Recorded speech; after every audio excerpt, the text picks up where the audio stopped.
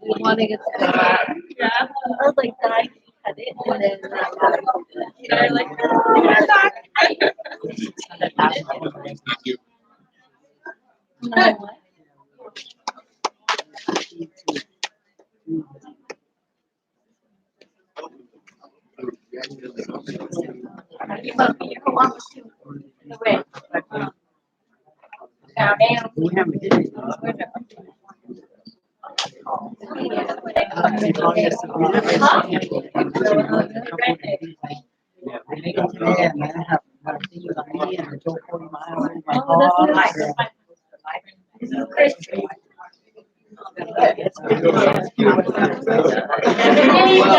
There's nobody sent it.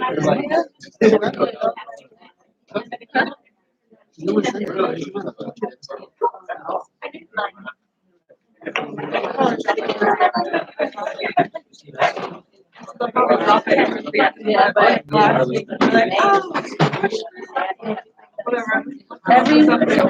everyone by a photo.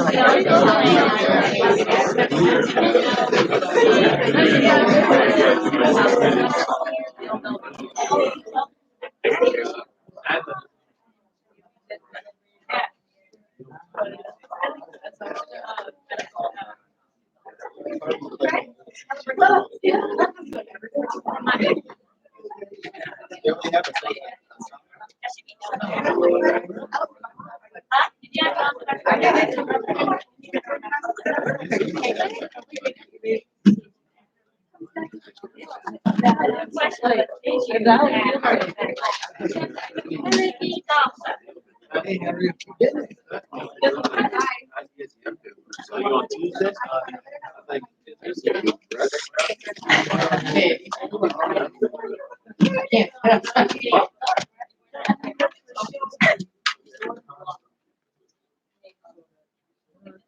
A vacation. Meetings are like they'll make.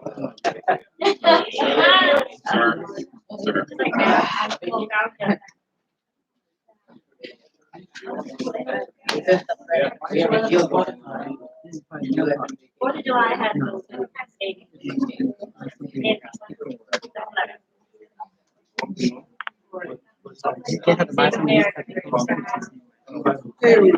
I hear it, right? Yeah. She doesn't like it. Been like 6 months. Somebody almost talked to me. It's like, isn't it? Like it was so. You're always seeing that.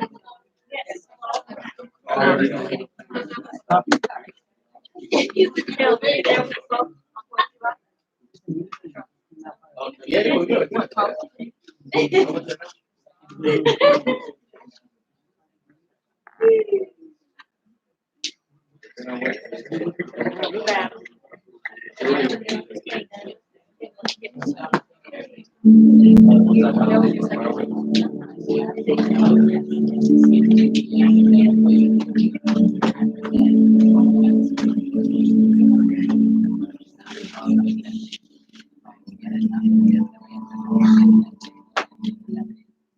So cool, man. I talk all the time, man. I'm so happy finally to get that sit down with you and just talk about some things. You know, a lot of people don't get a chance to really hear about, the show struggles. Everybody doesn't start out fast, right?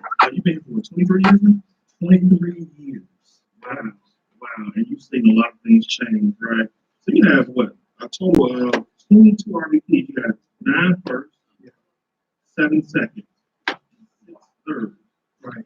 You have a $500,000 earner, $400,000 earner, right? That'll be yourself. 300, 200, and 100. Right. And about $350,000 earners as well.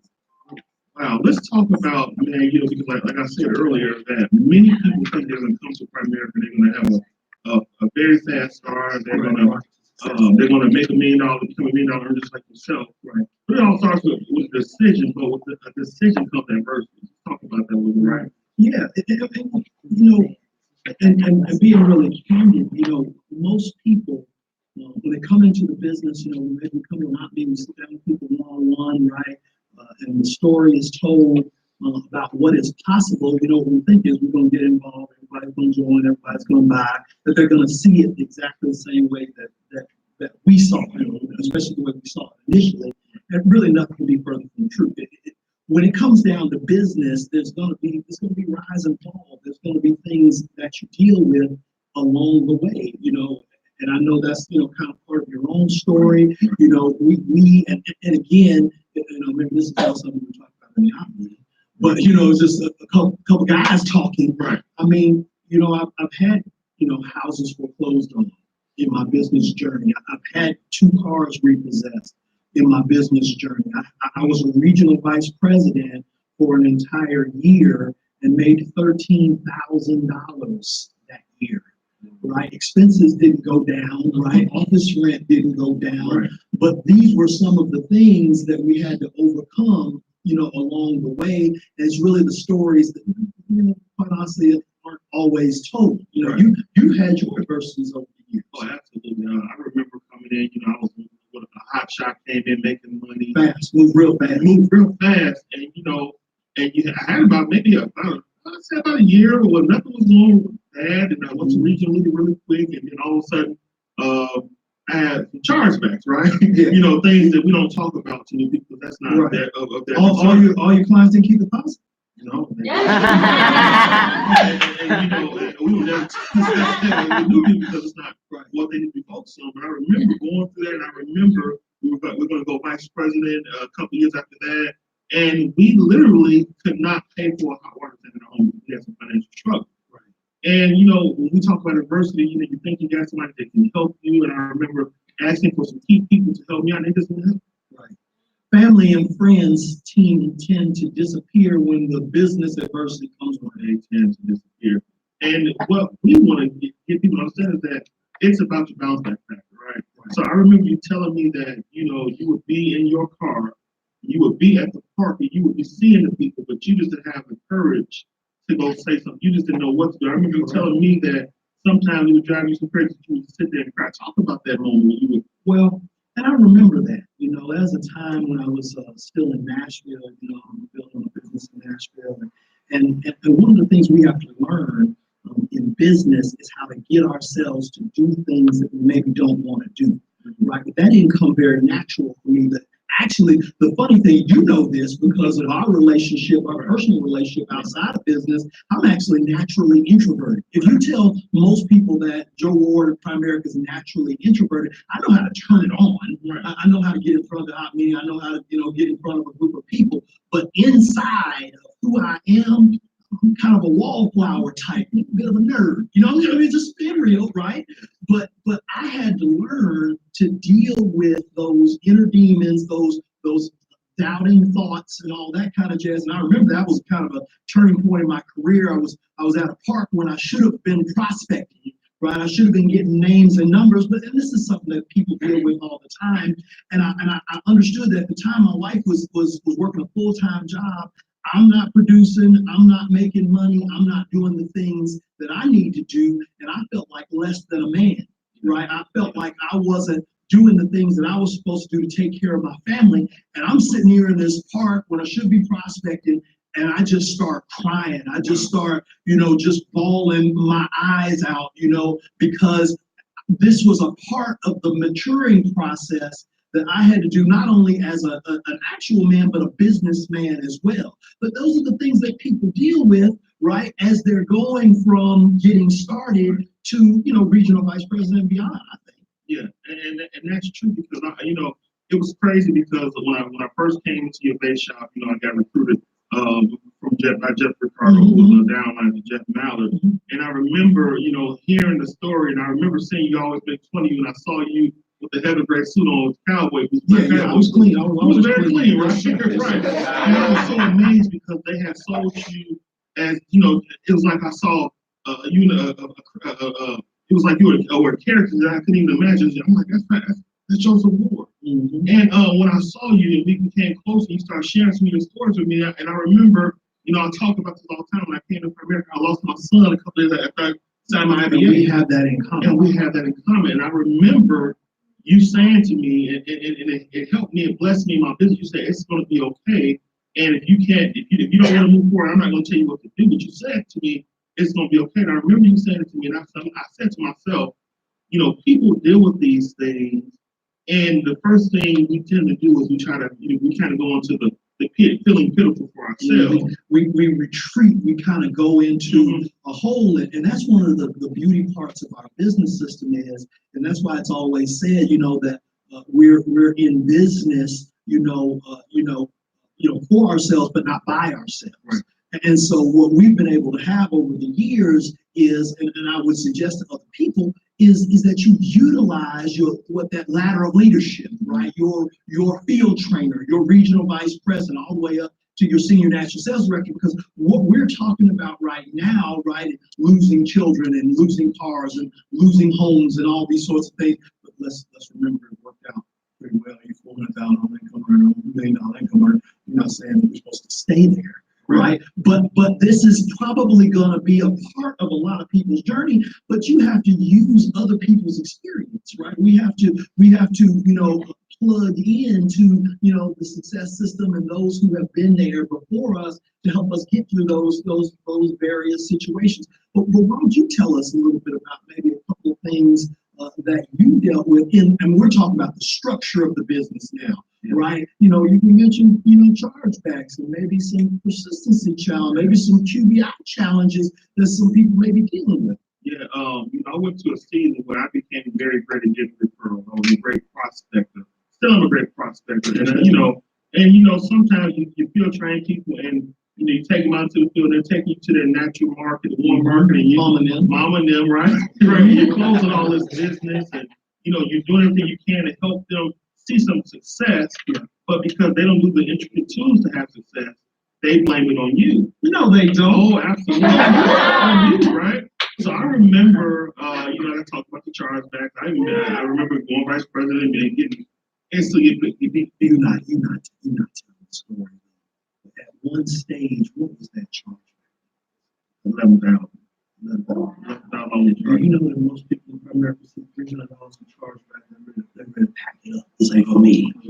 They said you had $11,000 in chargebacks at one time. What did that feel like? It was deflating for me.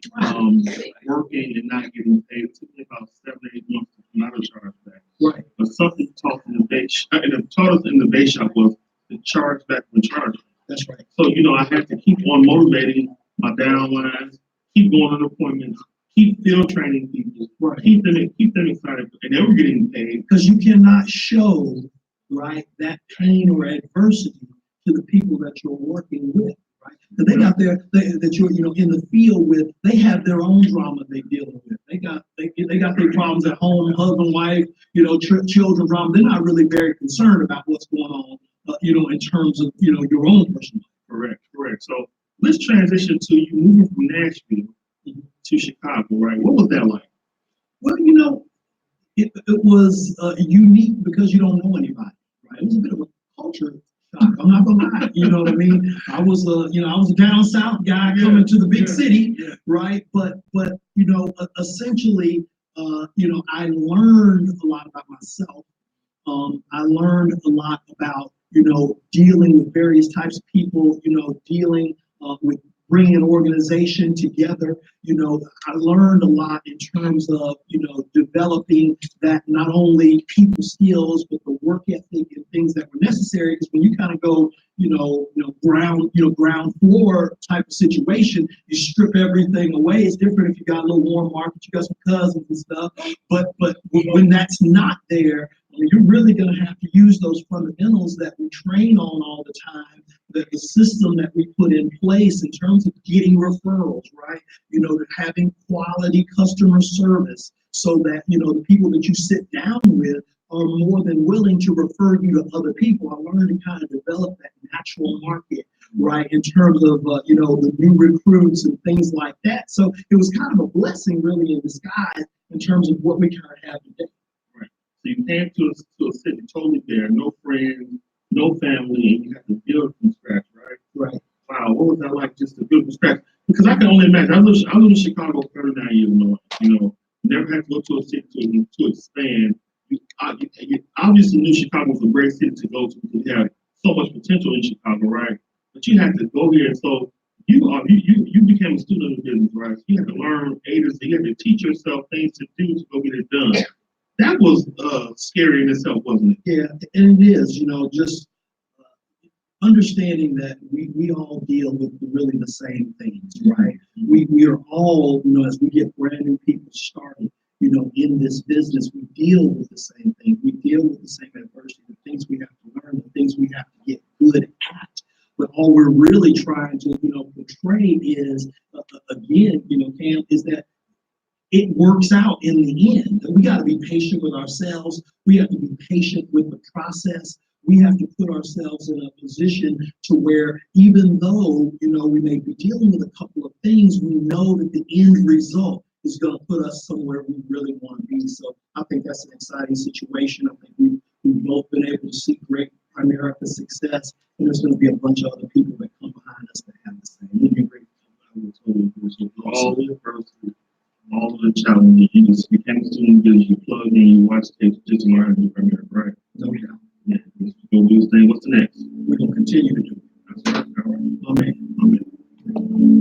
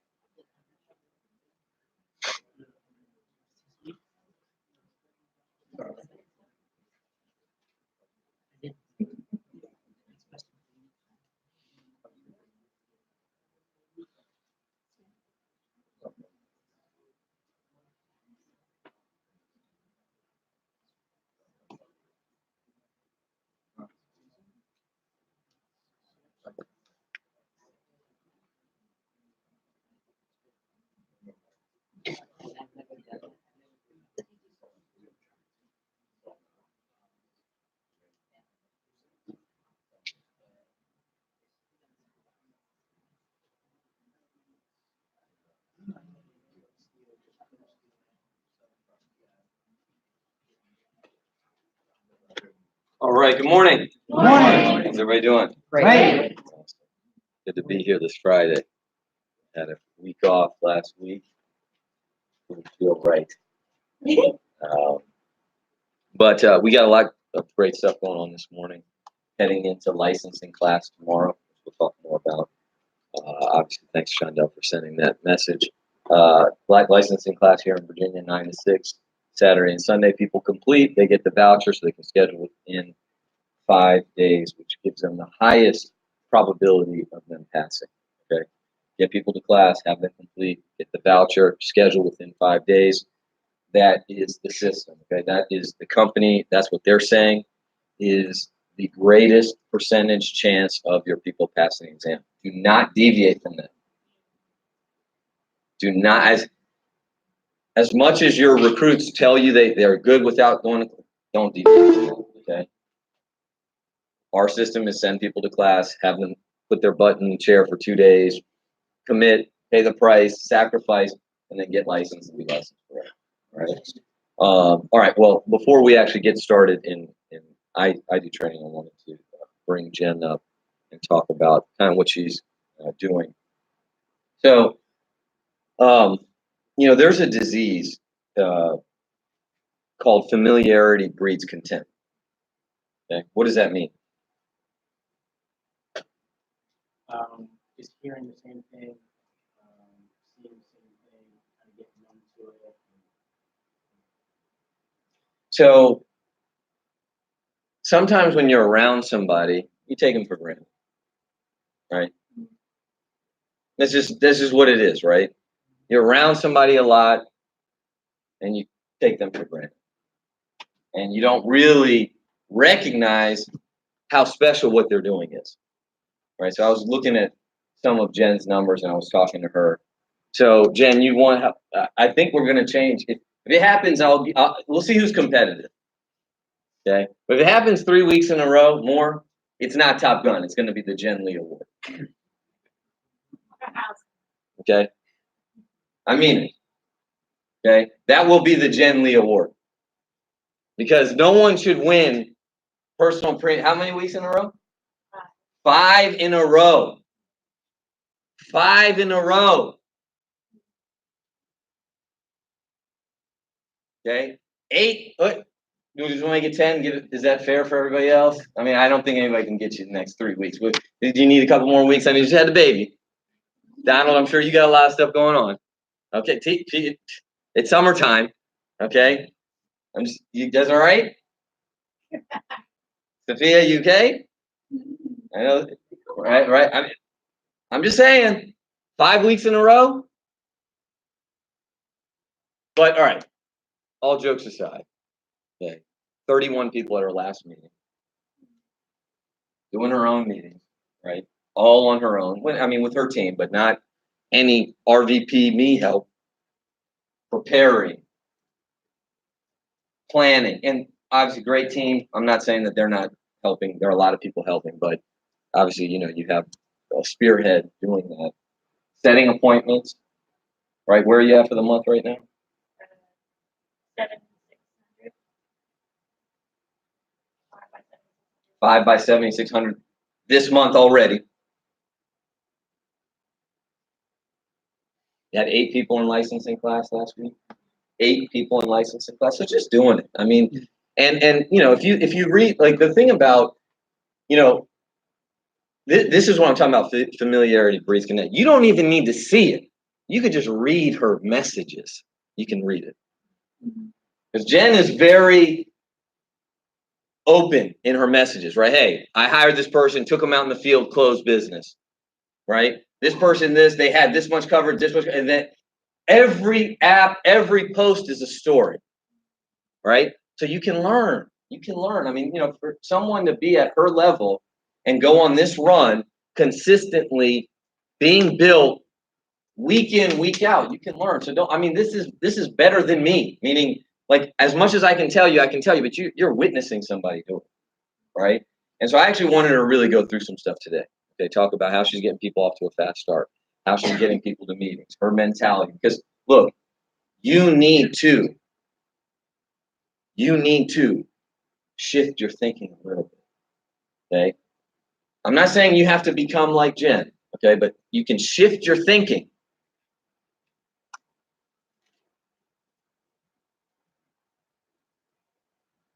Dial in a little bit, move the arrow, move the needle a little.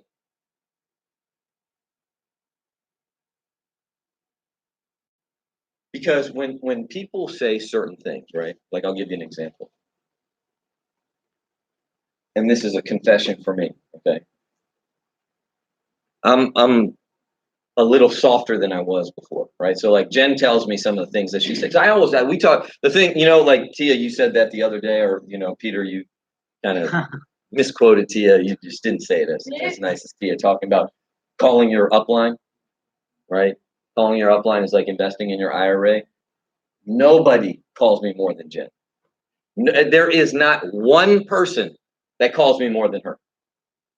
I would think because she's a millennial, she'd text, but no, she likes to call. And it doesn't matter if it's 6:30 in the morning, 9:30 at night. It's always loud, megaphone. My wife's like, take it off speaker. The kids, it's not on speaker. It's the lowest volume.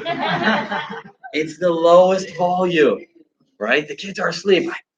I'll mute it. I'll put her on hold. So, always bubbly, always excited, always positive, always broadcasting that great news. Do we have to handle issues every single day? That's what we do. Okay, right? Every day. But every single day she calls me. Every single day. There's not one person that doesn't call as much as she does. So, why was I saying that?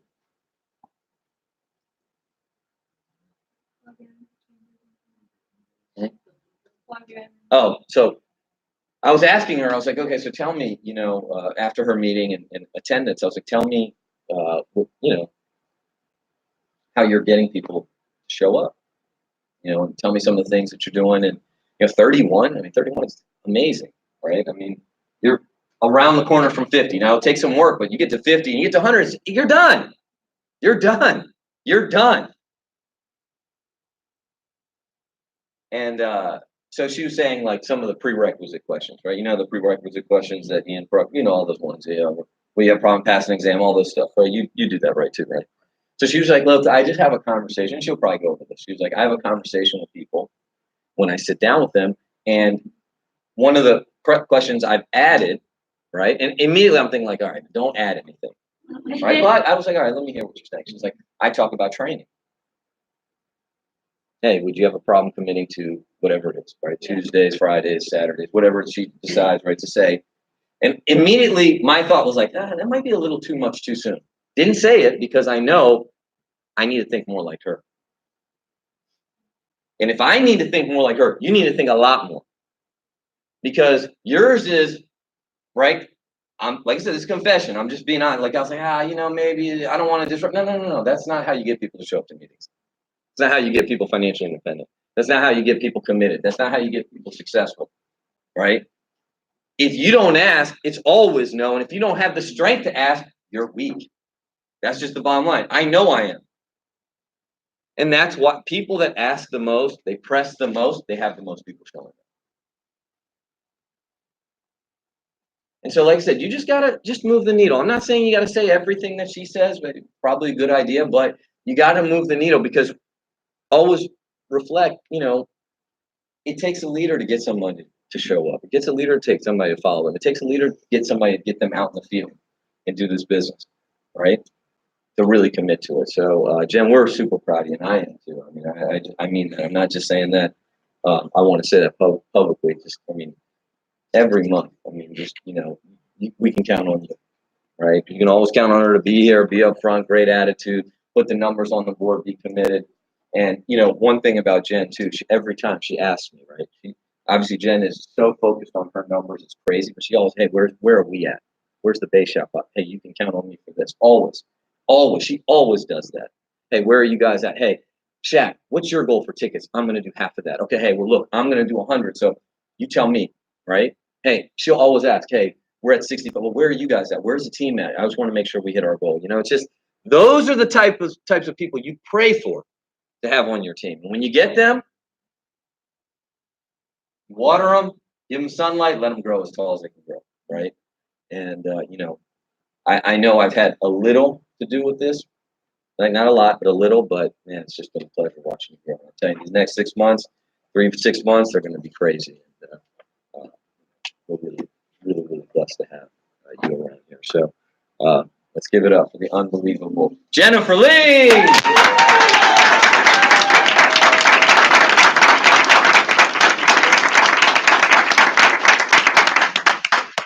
Great for the money. Hi guys, how you doing? Great. Yeah, we had a great op on Tuesday. I mean, like, Val walked in from Virginia, and it was just like crazy, wasn't it? Like, you couldn't even hear the music. It was crazy. They couldn't. The music was loud enough where you should have been able to hear, but the crowd was so intertwined with each other that, I mean, it was just an amazing environment. You just had to see it, and even though that's like the first time in a while we've hit over 30, because Jack said you can't play Beyonce on your playlist till you hit 30 in attendance. I was like, we gotta get to 30, guys. We gotta get to 30. And then we got 7 days till Lion King. So I've been bothering Shaq like, you do an incentive for Lion King, you know. But there are certain things that you guys know you motivate you. So I really try to motivate myself. And if I want to buy something, I gotta hit the board. If I'm gonna drive to my KT, I gotta hit the board the day before. Like, I took the metro to my own office on Tuesday night and left the car at home because I didn't close that day, and I was like, okay, because we didn't close this day, Benji, because I talked to my car, right? I don't have anybody to talk to, but I don't have a trainee next to me, so, let's make some money today. Okay, we didn't close, all right, I'm leaving you at home, so I'm going to go to the, train, and you got to humble yourself a little bit. It's crazy how this business is because you get older in the business, and you just know more that you don't know everything. It's crazy. The news people always have the most suggestions and all of that. And it's like, all right, But yeah, I'll go over what I'm doing. Shaq asked me what's on your mind, and I basically was like, everything. I don't know what specific is in my mind, but I just want to grow. I just want to build our attendance. I just want to watch, see who's gonna get on the double-digit recruiting call. And for those of you guys who are not on there, it's so important that you get on there. Since that call, our team has double-digit every single month. And we didn't do that. We watched, other people do it, and Shondell, like, is an amazing example. And we're just like, dang, like, why are we struggling to do 10, But Bruce gets on the call, and we get on the call with Bruce, and it's just like, I wouldn't say it's easy, but you're so much more focused, and you're so much more laser focused on hitting that minimal goal. If Bruce says if you're not double digiting, then you don't get it yet. People who don't double digit don't get it yet. And in my mind, if you don't have at least 10 people in attendance, you just haven't learned how to overcome all the objections just yet.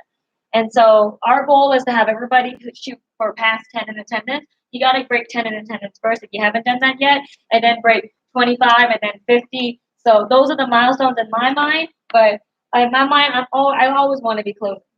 What did you tell me that Bruce said about Bruce said if you have an attendance issue, you will definitely have an appointment issue. And if you have attendance but you don't have appointments, that means you're not being efficient with your people. So you can have if you have any issue, it's always attendance. It always boils down to attendance, because you can fake recruiting, you can fake premium, but you cannot fake bodies in a seat, like in seats. You cannot fake that.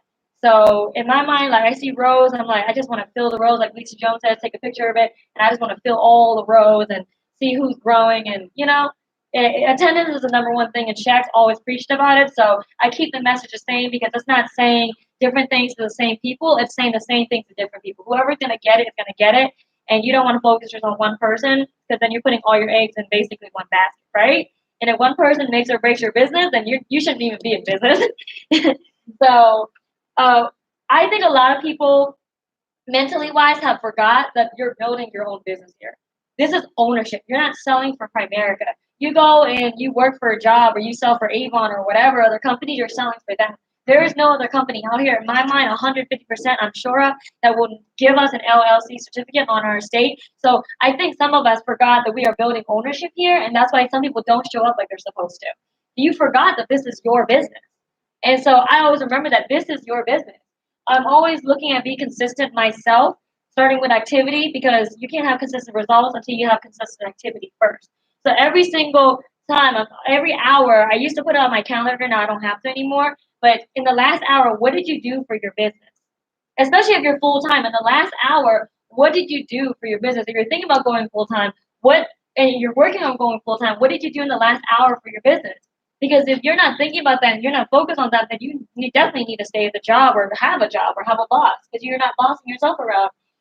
How you do one thing is how you do everything. So every morning I do 40 push-ups, 10 crunches on the left, 10 crunches on the right, and 25 sit-ups in the front, and then 10 crunches also, and stretch. Every morning I do that. Every morning I text my team. Every morning I read 10 pages. Every morning I write my affirmations. And so I consistently do that, and make sure that I always hit that in the morning, and then my whole day, it could be a mess, but still my mind is in the right place, right? So because I'm consistent there, I feel like it, just spread out to other areas, and that works really well. So Bruce always talks about working with the right people also. People show themselves immediately. Like Mike Sharp talked about, you can have, it's either they're a tomato or they're an oak. If you plant a tomato seed, right, they grow out, and you can't make them an oak. They're a tomato. You can't make a person a tomato. They show themselves almost immediately. So once you figure that out, and you keep trying to make them an oak, it doesn't. No, you're gonna lose just like they're gonna lose. So you gotta focus on finding the oaks, right? An oak is an oak. You don't make a tomato an oak. You don't make an oak a tomato, but you find an oak, right? So people who don't show up, I match their commitment too. It's like a 401k. Whatever you put in, I'm putting in. So I told you I'm gonna meet you, halfway, but you gotta meet me too. And even if you're not doing anything during the week, all I ask is that you show up. Because I know that I'm not the best person that can train you. I know that there's other people that you can hear from, that you can relate to better. So I'm not selfish enough to think that I'm the only person that can teach you something. I know somebody like Shaq, even somebody as new as, the newest person in this room, whoever that is, can teach somebody, who's been around for a while and won't listen to you. It's like mom and dad speaking. You listen to mom, right? Tia and Peter are like, yeah, Liam listens to, Tia one day, maybe not Peter the next day, or vice versa, but it's the same message, right? Then leading from the front, prospecting and getting wide.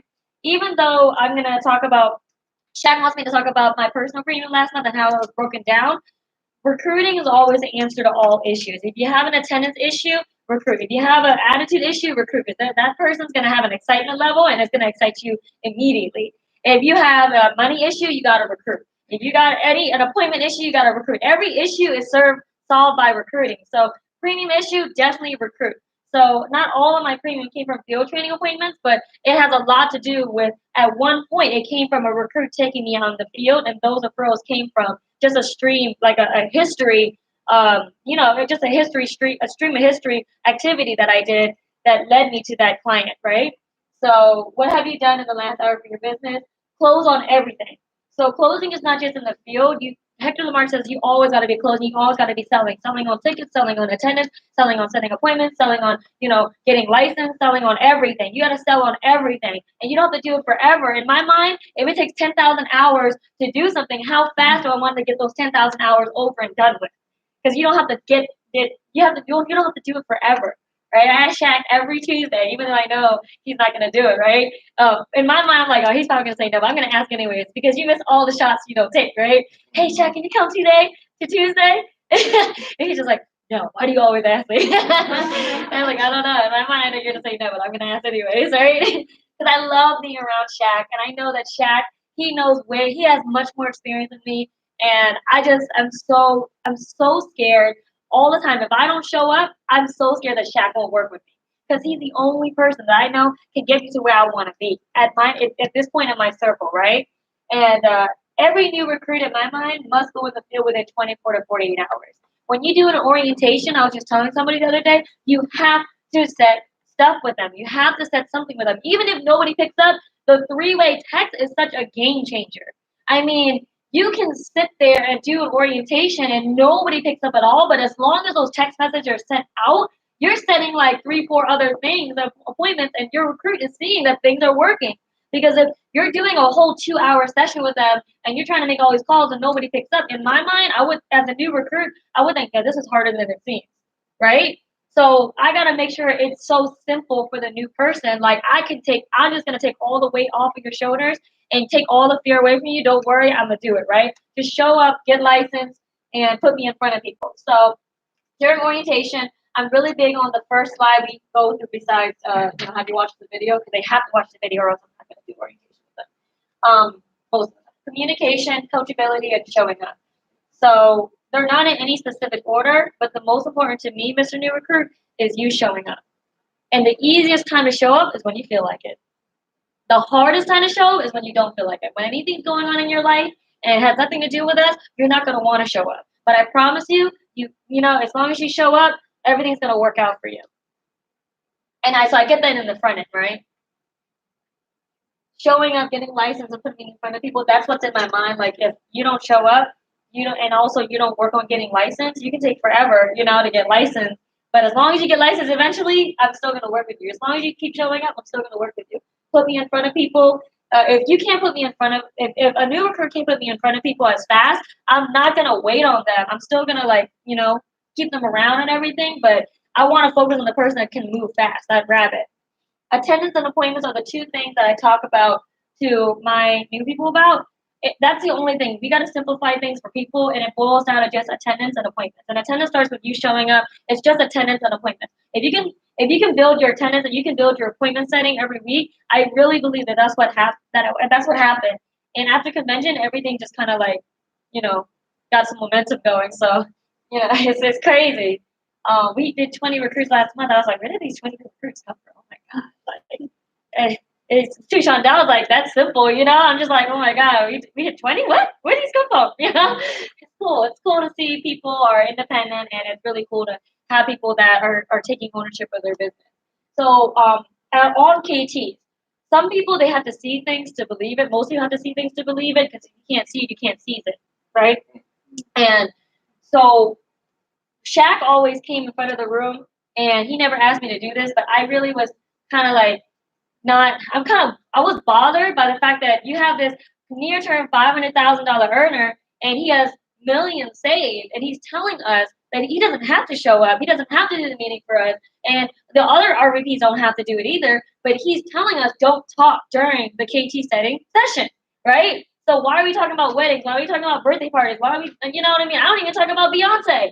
So, why are we talking about this stuff? Why we have to talk about setting appointments, because if we don't do it, we're not gonna have it set for the week. That's it. That's all it is. It's not, why are we inviting guests? No, we're setting KTs. Let's set KTs. That's not something mean. It's just no. This is how we do it, right? Because if I don't teach you how to set KTs, then I'm not being a leader, and that's not fair to you as a new person. If I let you call the shots, then it's like Bruce says, you're taking letting the new greenie lead the army into the forest, and now we're all gonna get killed. You know? I'm not trying to get killed. So I point out, hey, listen, look at everybody right now. Look at who's on the phone and look who's not on the phone. The people that are talking all the time, you're going to see later, they never stand up for doing business with you. The people that are not talking, they're on their phone, those are the serious people. And so those are the people that make money. So what do you want to do? Do you want to make money or do you not want to make money, right? So focus on the people, talk to them. Just like at your job, there are people that work harder than others. So I really point out, I don't point out any specific people. I just say, hey, look at the room right now, right? And that way, because I believe that in the first impression is everything. So when they come and see Saturday morning training, they're expecting you to teach them what to do. So I'm, in my mind, like, okay, I need to tell them exactly what's going on right now, and so that they know what's going on, so that I don't let anybody affect my new person, so that they know exactly from the get-go we're going to be productive. And I'm your friend, yes, and we'll be friends, but my responsibility when you submit that IBA is for me to move you fast. And as soon as you don't listen to me, then, we can go, whatever ways we want to go, and your commitment, we'll match commitments, right? On attendance. So Shondell, she did a really great training on getting the prerequisite commitments, where you talk about getting the commitment for, the background check, and then I'm not perfect, yet on it. I still kind of mess up a little bit, but the new person doesn't know, right? As long as you go in order and you make some type of sense, I think you'll be fine. But you should always try to perfect it.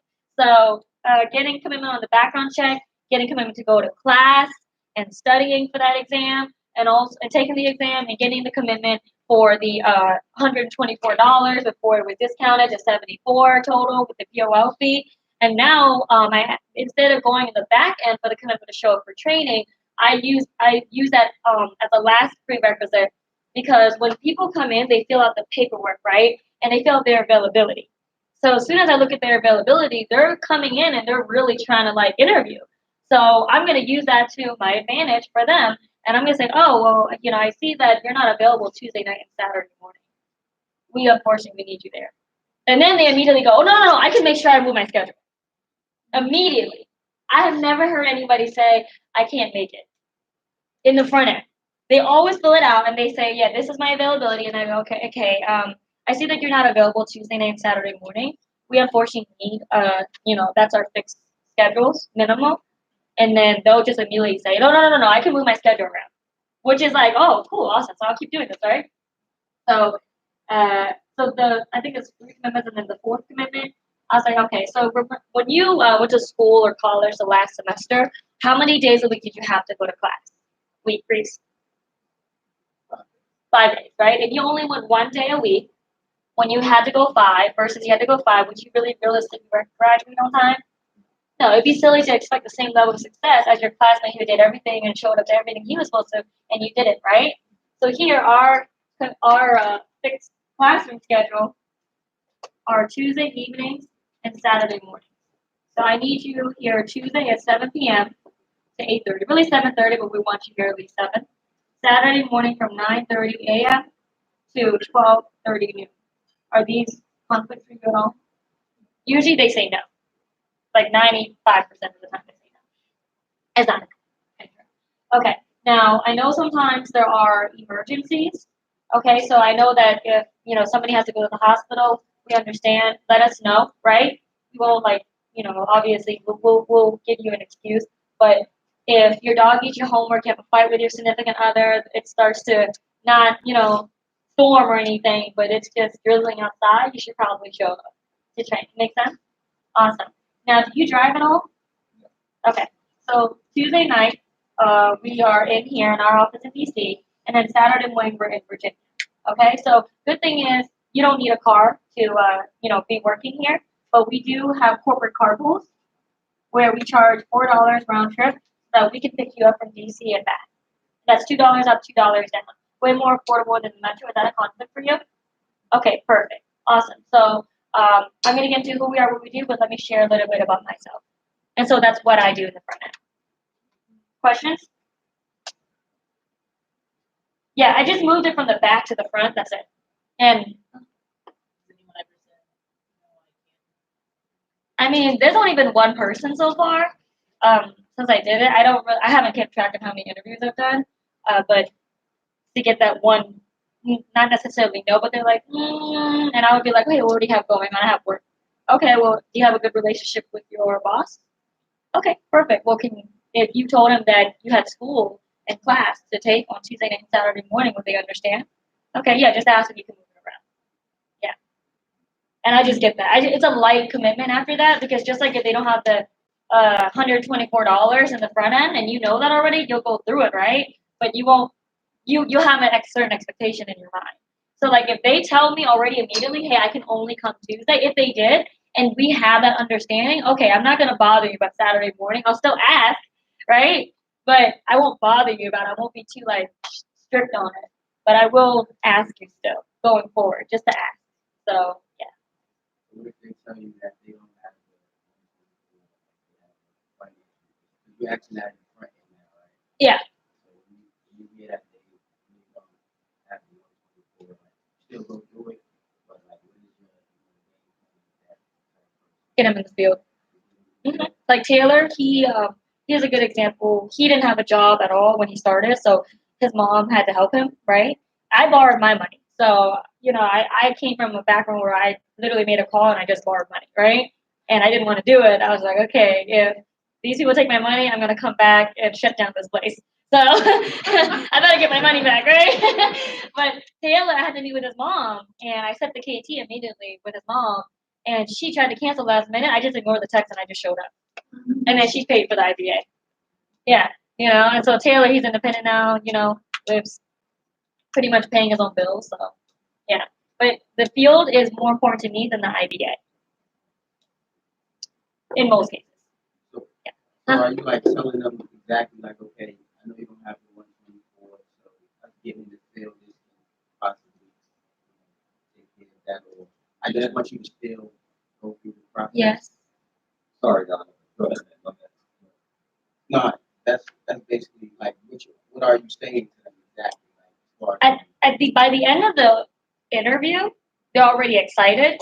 So in my mind, if I go through it, you're still going to be excited. You may still not have the 124, but I already got your goal. So if your dream car is like a Lamborghini and I had a Lamborghini sitting outside for $99, how fast would you find that $99?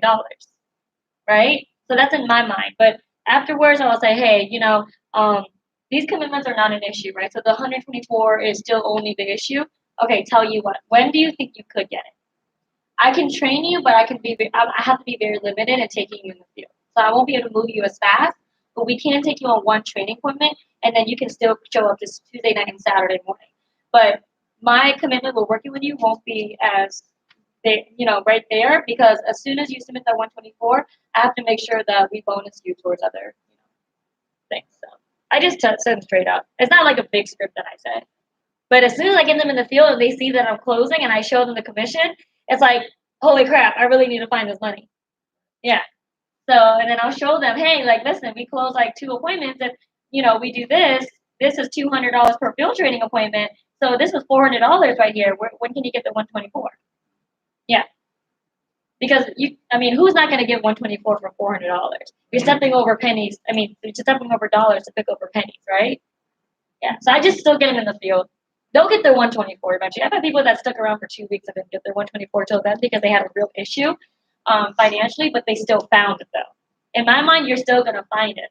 People take loans all the time and have to pay them back for school. People always get a car loan when they don't have money. We see clients do that all the time. They tell us we don't have money for like a $50 life app, but they'll take out a $300 car loan a month. Like that doesn't make any sense to me. Yeah. That was a real story. Somebody did that, right? Yeah. Did I answer your question? Yeah. Shaq, you had a question? And you said something. You said most of the time the field is more important than the IBA. You said that. Yeah, what I meant was if they really don't have the 120. Yeah. All of the time. Okay. All of the time. Every single time. Getting in the field and getting into their market. Right? We're not in the paperwork collection business. Okay? We're in the getting them out in the field fast business. Paperwork collection is very important, but that's not the business model. Okay?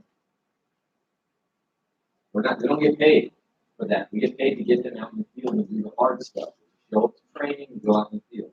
Introduce us to people. So yeah, I agree, Donald. If somebody, have you genuinely recruited somebody they didn't have the money? I run across people that say they don't have the money, but I do have to that I just want to see it. No, I recruit people. I literally think they got $38 in their account. They don't got $125. Like, I hate saying that, but it's the truth. You know, they're making $1,200 a month. And they don't have the money. I'll rather them come to training. I'd rather them show value. I'd rather them recruit their best friend than bring 3 people to the op meeting. And then I can get, you know what I mean? Then I can get paid for it. So, yeah, look, that doesn't mean if someone is just not paying, just not to pay. You got to use your instinct. But if you can get them on the field and get to their market, I mean, we're just not in the paperwork collection. Right? We're in the building a leg, building teams, putting people under people, turning one person into 10 people and 10 appointments. All the time. Any other questions? No? Okay. So Shaq wanted me to go over my personal numbers last month. I did 5 personal by 8,100, just under like $4, like 82. And I submitted 9 cases, but I pressed submit 12 times. The conference call or the Zoom call with Blake Whittle was amazing. He said, I don't remember the exact words, but he said just press submit 20 times a month. That's all I remember. Press submit 20 times a month and watch your business grow. So these are the 9. I got 3 CODs, but these are the 9 cases with money that came in. So Lauren was a referral from a client or a friend first from 10 years ago when she didn't have a husband and kids. So my friend, I met her, our favorite principal, Mr. Cahall, passed away of a heart attack at like 50 years old. And I went to the memorial. And like it was crazy. As soon as I walked there, some people were like, "Oh my God, I saw your Facebook post. You got a car, this and that." I'm having so much fun driving, you guys. Because 5 years ago, I would not be ready to go on KTs with a car. Like I belonged on the metro at the time, you know. Now I belong with them. So my friend Deshawn came up to me and she was like, "Oh my God, are you still with Primerica?" I was like, "Yeah." And she said, "Oh, we just had somebody come over to my stepmom's house or mother-in-law's house and present to all of us. But we had to go, and the lady she was supposed to call us 2 weeks ago, but she hasn't called us yet, and I don't know why." And I said, "Well, you should probably call her. If you're more comfortable going with her, that's fine." And then her husband, not knowing me at all, was like, "Oh, no. You know Deshawn, if she's more comfortable with you, we're going to go with you." And I said, what do you want to do? And she's like, "No, I'm going to go with you because she hasn't called me in 2 weeks." I was like, "Ooh, okay." So as soon as I sat down with her, she gave me 10 referrals, and one of them was Lauren. And I went to go see Lauren. And then Monica was a field training appointment with Agena. Agena wanted me to go see Miss Monica for investments, but it turns out she had a universal life. And Kevin was a personal recruit, so that was internal consumption. And then Unitsi was an emergency contact for a client from the prior month, and that's the sister. And so Victoria, her mom, was actually the beneficiary that I couldn't get in touch with. So I got there to the house, and both of them were there. And so, from a field training appointment, from a recruit that quit, actually, I got an appointment from him that we originally did together, and I went back, did the app, and then they put down these 2 ladies there for beneficiary emergency contact. So I went and did both apps at the same time. Christy and her husband, I prospected her husband. He was a Vivint guy. I prospected in the middle of the highway at the red light. And you're not supposed to talk, you're supposed to keep your eyes on the road, right? I saw a Vivint truck, and I was like, "Oh, Vivint." So Josh, her husband, called me and was like, "Hey, we're ready to both get started now a year later, right?" So I went and done with the 291. And then Linda was a field training appointment with my direct Robert. Rob was a field training appointment with Sherrod's direct Brendan. And then Kim was Sherrod's field training appointment. And then the 3 CODs, there were 1 field training appointment and 2 emergency contacts for those 2 CODs. So in total, if you count all the 12 submitted, there were 5 field training appointments, 4 beneficiary emergency contacts, 1 direct referral, and 1 or 2 personal acts. But 9 of these came after convention, guys. And when I realized that, I was like, shoot, like, what's the message? Always what? Show up, right? The people who showed up.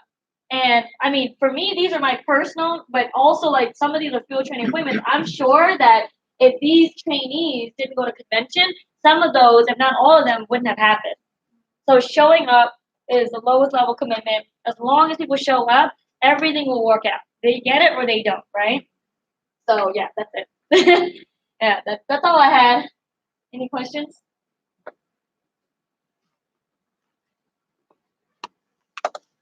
No. Okay, that's it. Thank you guys.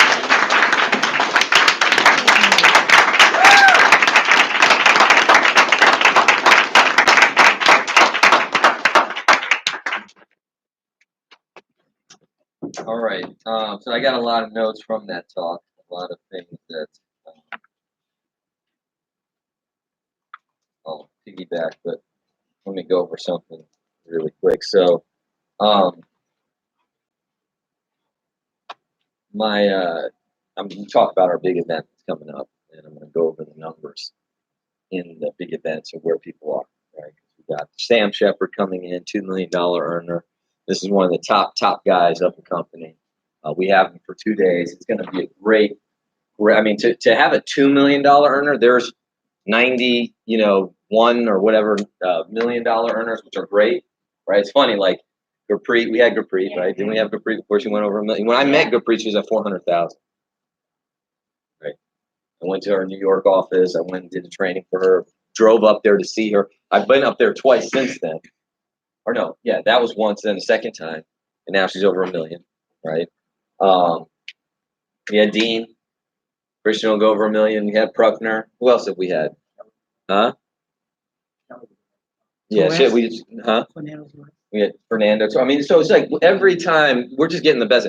But this is the pull of all pulls. Okay, this isn't me. I don't know him. I mean, I know of him. I may know his name. He may know my name, but I don't know Christian David. Sam Shepard. Okay, is a great. They call like the big guys at the A.L. Williams. They call them the great apes, right? Silverback gorillas. Like they are just the rarest. This is Sam and Elaine Shepard. That I mean, you don't hear a lot of he's not as visible as he should be. Like I love Arizona. Sam Shepard makes more money. I love Gerfine. Sam Shepard makes more money. I love Danny Chamorro. Sam Shepard makes more money. I love Oropesa. I love Willie. Sam Shepard makes more money. $2 million. $2 million. So, you guys know I'm like really into this, and I'm not for me, but I'm into this swim stuff now.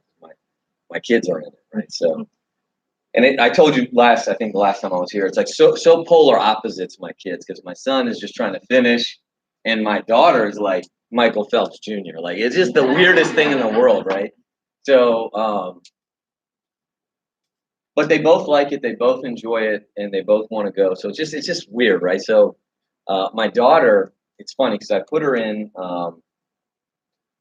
the last meet, and she does freestyle and backstroke, right? And her freestyle was 33 seconds, and her backstroke was 38 seconds. Okay, just once up the thing. And for backstrokes, even for me, right, like it's hard to even stay above the water. Okay, like I'm like, man, I'm a pretty good swimmer, right? You remember, Donald, I destroyed you that one time. T, I don't even know what you were flopping around with. Like, T, just butt in the air. Like, I wanted to hit it, but I wanted to give him a little spank. But right, but even for me, I'm a pretty advanced. You guys, I have that on video. That was the funny thing. Oh my God. know what I'm talking about, right? But like just to stay, you gotta like to stay above the water, floating on backstreet. It's very hard. Okay, like I mean, and many of the kids they try the race and they fall and then they get disqualified if you touch the ground, right? So if you make it in the top 40, you're an all-star of the region. And the Old Dominion Swim League is it's just large. There's a lot of kids. They all do swimming in the summer. It's great. It's not expensive. So it's just a very popular thing to do. Okay. And so my daughter is she's number 30, right? Right now they have a rankings and she's number 30. And I told her, they're number 30. So she's already asking about it. And we have in our team in the same age group, there's the number 20 person. This young girl, she's really good. Looks just already like she's working out. Like, she is. When she hits that water, she's like, and it's good for my daughter. My daughter's competitive. There's somebody else, so she tries to keep pace with her. I'm like, hey, just look at her. You got somebody that you know. Hey, you see what it is. You have a visual of what somebody in the top, how they practice, how they work, how they, you know what I mean. And this girl's already into it. She's into it. She likes to practice, so it's good for my daughter, right? So, we get the first event in this next meet, right? And my daughter goes and she raced really well, but she lost there in the freestyle.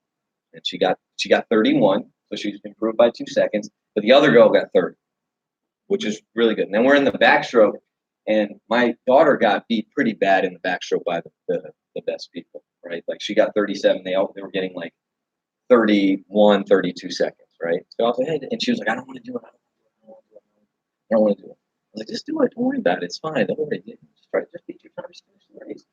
And then, my daughter really didn't want to do it. So I had to tell the coach, like, hey, just tell her that you signed her up. Right? And it's true because she did sign her up. And the coach was like, yeah, you got to do it. So she did it. And my daughter swam almost a perfect race. She got 29 seconds. She got the fourth best time in the entire region. And she slaughtered it. I have the video, right? There wasn't even someone in the picture, even the girl that's in the top 20, right?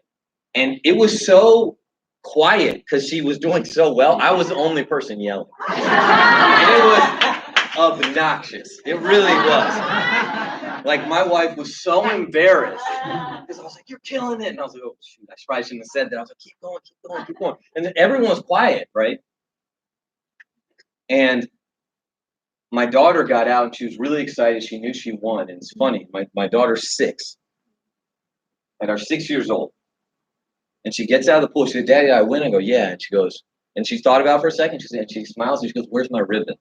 I go, yeah. I was like, and my wife's like, don't worry. I was like, no, get your freaking ribbon.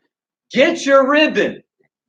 That's why if that's what motivates you, beating your time, if it's that stupid ass ribbon that you get, let's go get the ribbon. And all my daughter has a little thing, like she has pictures and stuff like that, and she has her 3 ribbons, and she hangs them up. I don't hang them up. She hangs them up. She was like, yeah, because she has this little board. It's not a board, but it's like a decorative piece, and there was an empty spot. She goes, I can't wait to put that ribbon up there. And I said, see, that is what competition is. It's not the time. It's not beating your purse. It's like, yo, give me my. And it was so funny because it was like a little petty, right? And my wife's professional. I was like, no, go get it. Let's go get it. Like, where is it? Give her the ribbon, right? Because like we're gonna go through the numbers. Some of you guys are gonna go across the stage. I know that gets too cool for some people, but you keep going across the stage and going across the stage, they're gonna start sending you money. They're gonna start sending you bonus checks. They're going to start sending you company stock. They're going to start giving you MVP awards. They're going to start giving you Circle of Champions Super Bowl rings and first class tickets, right? It doesn't change for her at 6, and it doesn't change for you. Part of that winning and competition, it's there, right? I mean, it's there. It's something. And this, honestly, I'm not trying to. Like, I have stuff and I'm competitive too, right? Like, if I play ping pong, I don't want to lose. I'll keep playing until I win. If I play cards, but the bearing that it has on my financial life is not there. It's not, right? I could beat you maybe. Okay, I don't know if I could probably. I definitely could beat you in a push-up contest, right? But Does that help me find it? No, it doesn't. It's just competition. Just bragging rights. But you win here, you recruit another winner. Success begets success. Winning breeds winning. You hire somebody else, they want to go across stage. When I hired Samir, I spoke for being number 1 in the country as a senior rep. I had 14 recruits. And he didn't want to join because of the business or the mission, or he just said, hey, man, I want to be on stage too. Teach me how to get there. So when I go through this, look, we got July, the rest of July, and August, and the numbers close. And I want us to get all of the recognition. I don't want anybody getting, it bothered me. Okay, I know, but here, look, the fact that we didn't win, my base shop especially, that we didn't win top turnout to convention, that for me, I was embarrassed. Okay, now, hey, look, I'm not a sore loser. I hate to lose, but if someone beats, they beat. I'm not going to cheat. I'm not going to do anything. But the fact that someone else got more people to the convention, because that's a leadership award, that means I didn't do my job and my leaders didn't do their job. And you know what? I know this is a sleeper event. This is a mousetrap game, right? Sometimes you have trap games. So it's coming out of the summer. It's Sam Shepard. It's a different location in Fresno. But we are not going to drop the ball.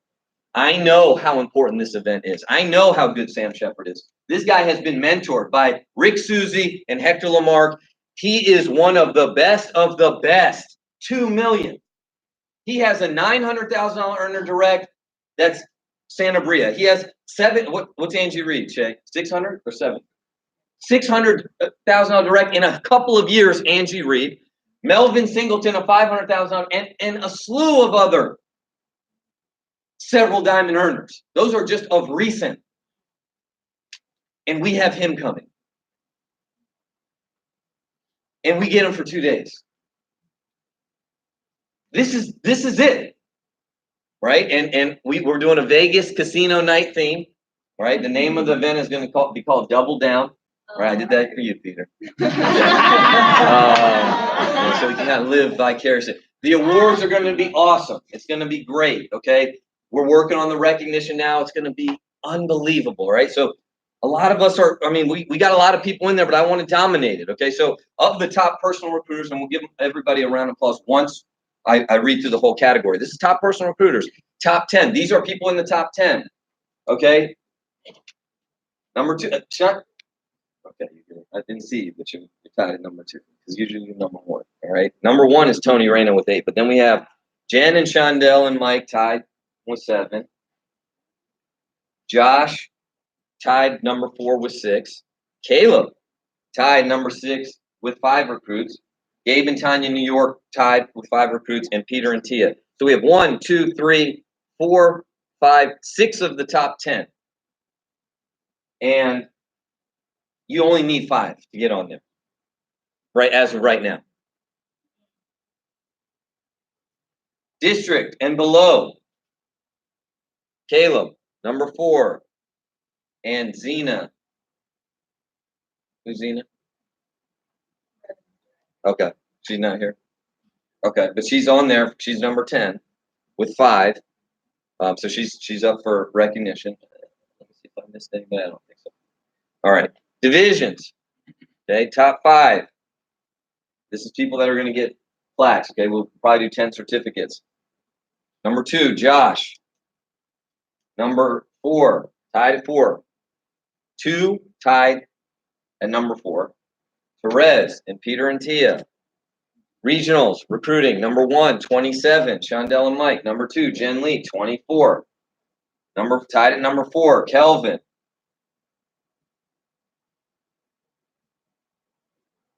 All right, RVPs. We're number 1, Samir's number 2. And Sophia and Justin, you are tied at, you're tied at number 10. Okay, so someone gets with 14. So if someone gets you, then you're going to fall off. Yeah, okay. All right, round of applause for these guys.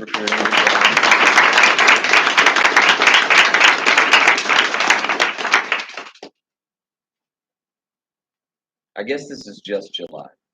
No, Actually, no. June and July, is that 26? Just June. Just June. Okay, you did 27 in just June. Okay. All right. Premium. District and below. Maurice, number 1. Okay, number 2, Precious, number 2. Number 4, Agena. Okay, so we have 3 of the top 5. Division. Number 2, Peter and Tia, 9,400. Number 4, Sheila, 7,800. Number 5, 6,300. Charnita Bryce. Regionals. Number 1, Jen, 21,320. Number 2, Marcel, 21,080.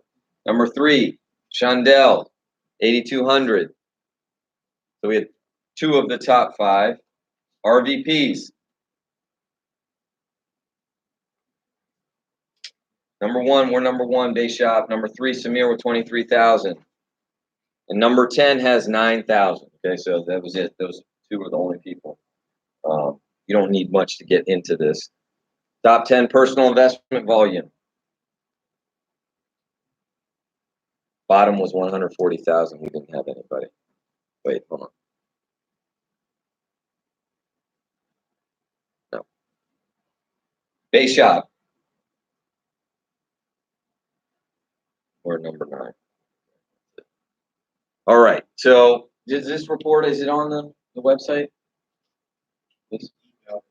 Give me the other. Okay. Is it? Do you know, Chandel? Do you check the website? You check it, Vince. Right? Is it on there? I didn't No. check recently. Okay. Huh? Yeah, all right. We'll check now. Just look at it, man. Look at it.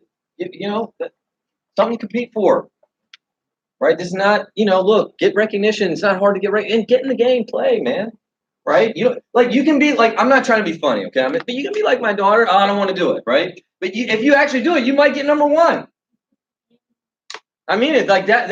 That's everybody, right? My daughter said, I don't want to do, and I understand, right? I get it. And sometimes you got to close people, you got to push people. She got number 1, man.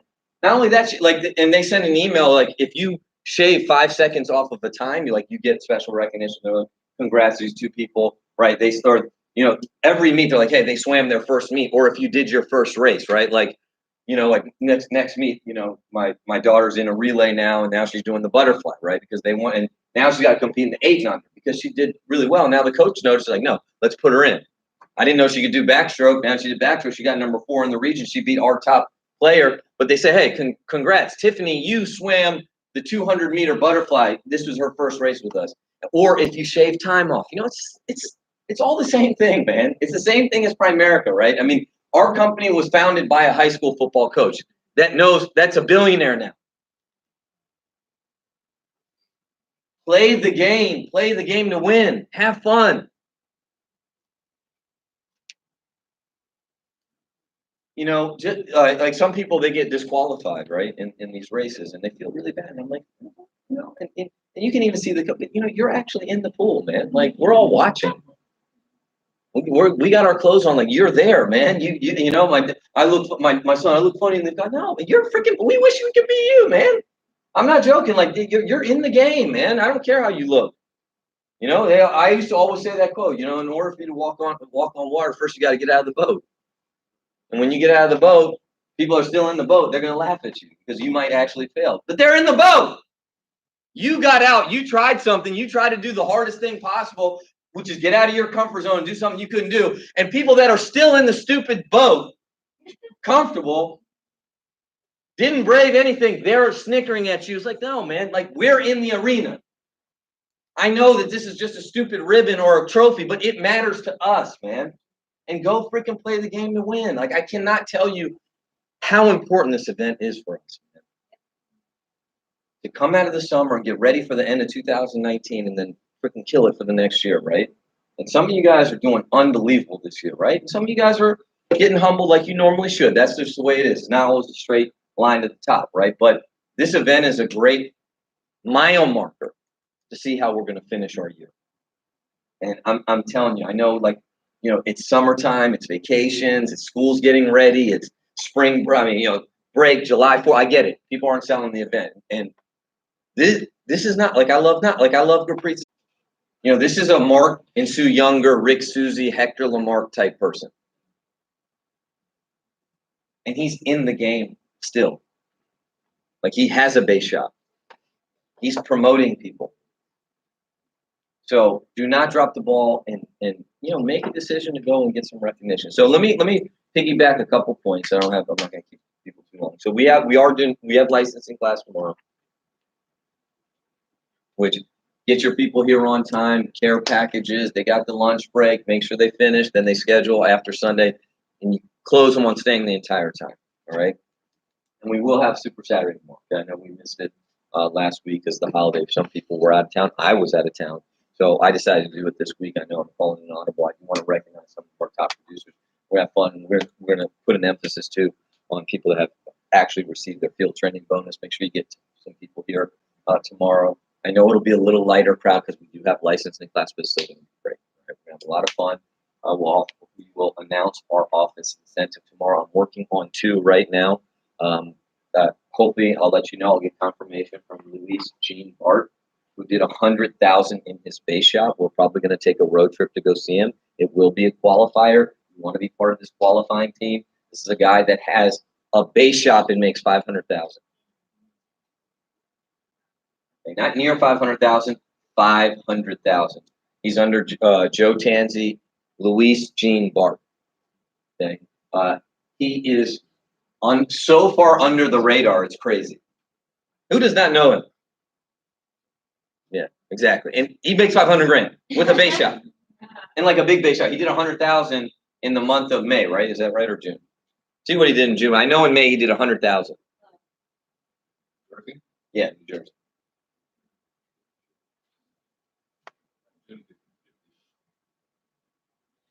Okay. But in May, I know in May he did 100. What's his rolling 12? Yeah, here they did them 400. Yeah, he did 100,000 in May. Right. So this guy, tactician, unbelievable. It's a very quick trip, couple hours. We already talked to him at the convention, so I'm following up with him to confirm the date. It'll be unbelievable. And then, I know we missed we have not finalized our King's Dominion trip, which we will do this month in July, at the end of July, and we will probably open that back up. I know if you did qualify, come see me. I know a lot of people didn't really do great for the convention, so we will open that up. That'll be announced tomorrow, okay? And we'll go as a group. And look, there's little incentives that you compete for, and then you get the big incentives, right? And when you stop, like my daughter's enthusiasm, get that rim. When that stops, right? You've lost such an edge in the Primerica game. All right. So some things I was thinking about when Jen was talking. I just wanted to kind of piggyback.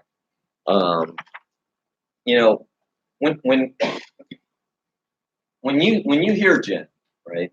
And I always think of like the purpose of meetings and trainings is a visual clearer picture. A visual clearer picture for you. Okay? You can't achieve anything great with a fuzzy picture or no picture. Right? You got to see, okay, what does it look like? Because at the end of the day, and I know you can suppress them because the real world mediocrity, but you got to have some big goals and dreams here. You do. Okay? That's why I always try to associate myself with people that are doing more than me because, like I went to a wedding in Chicago and then I went to Gustavo's office. Gustavo did an awesome job, him and Gina, on Saturday morning. They had 20 people at the meeting, and it was great. And I went to a barbecue on my wife's family side on Saturday evening. And in this cool neighborhood, it was like this old rundown Chicago neighborhood, but all the houses were like Ricky, in your neighborhood, they're kind of, some of the houses are torn down and rebuilt, right? So it's just weird. It's like this old neighborhood, but then like you have these crazy houses, right? And so it's saying a lot of people are doing that here. And then so he goes, the guy's a software engineer, and he goes, the next door neighbor's house is really secluded. And I was like, yeah. So he was like, yeah, and then we started talking, and he was like, yeah, have you ever heard of RX bars? Has anybody ever heard of RX bars? Right? They're really healthy, like alternative, like granola bar. He's like, yeah, this guy sold RX bars my next door neighbor sold RX bars to Kellogg, the company. Uh, He goes, that's his dad. Okay, his dad is in the food business. His son did it. Started from this house in the basement. He sold the company for $600 million. Wow. And immediately I Googled it. I was like, what the heck? Because I've actually had RX bars. They're really good. They're tasty. They're healthy. And it's like, yeah, this guy, 32 years old. 32. Started from his dad and mom's basement and sold RX bars for, because my wife's like, we're dumbfounded by our neighbor who sold his company for 30 million. Oh. And he's 42 or 43, right? And he sold his shares twice. So really 60 million, but this guy sold his company for 600 million at 32 years old. And I was just like, damn, dude, I'm broke. Like, I'm straight broke. Like, I just shrunk in my seat, like, damn. And it's not like I'm broke, but it's just like, man, like, you just got, like, even Jen, right? When Jen came up here and she did her thing about the routine in the morning, like, as corny as that may sound, right? Like, certain people, athletes, high-level athletes, coaches, they always have a specific routine. You ever notice that? They eat the same things, they do the same things, they warm up a certain way, and it works for them. And you know how you get like that? You just be around people that are like that. Because our routine is hitting the snooze button, maybe turning over and looking at our phone and looking at news. That's what people do. Let me check. No. I'm doing freaking push at 40. I was like, damn, Jen, okay. All right, 40. Right? I saw some of y'all break a sweat. Right? And what time frame? Is that a couple hours or like a 40 in a row? Right? 40, like you got to work to do 40. That's not easy. Right? I do crunches. I do sit-ups. Like, yes, that's what I'm talking. I need somebody like that around me, helping me be the best I can be. Right? It's just that's somebody that's got a routine, that's doing something. Right? Waking up first thing in the morning, freaking getting after however you want to get after. I write my goals. I write my affirmations. For some of you, it could be different things, prayers, whatever it is, meditation. I don't care what it is, but you got to have some routine to get, because if not, the day will absolutely steamroll. The day will you will become a casualty so quickly. If you don't get your blood flowing, your juices flowing, you're not mentally ready, you're going to freaking get killed, man.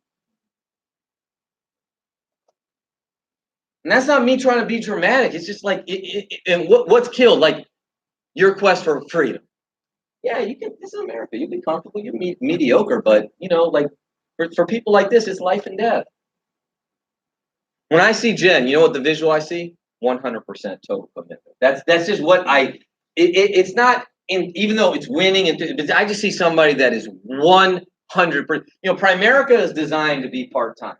And you can date Primerica, and you can date Primerica as long as you want. You can. She or he will never leave you. You don't got to put a ring on it. You don't got to make a commitment. You don't got to do none of it. But if you want to be free, you got to marry. You want to make the big bucks, if you want to go RVP, you want to do everything, you want to have a big base job, you got to get married. That's what I see with her, man. I mean it. Like you can date, and that's cool, man.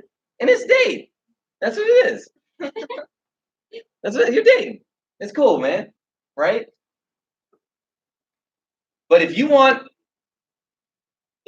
really want to harness this opportunity and make the most, like, you got to be committed. Right? And you only know that. You know if you're using your opportunity or abusing your opportunity. And I see her, and I just see somebody that's what screams, right?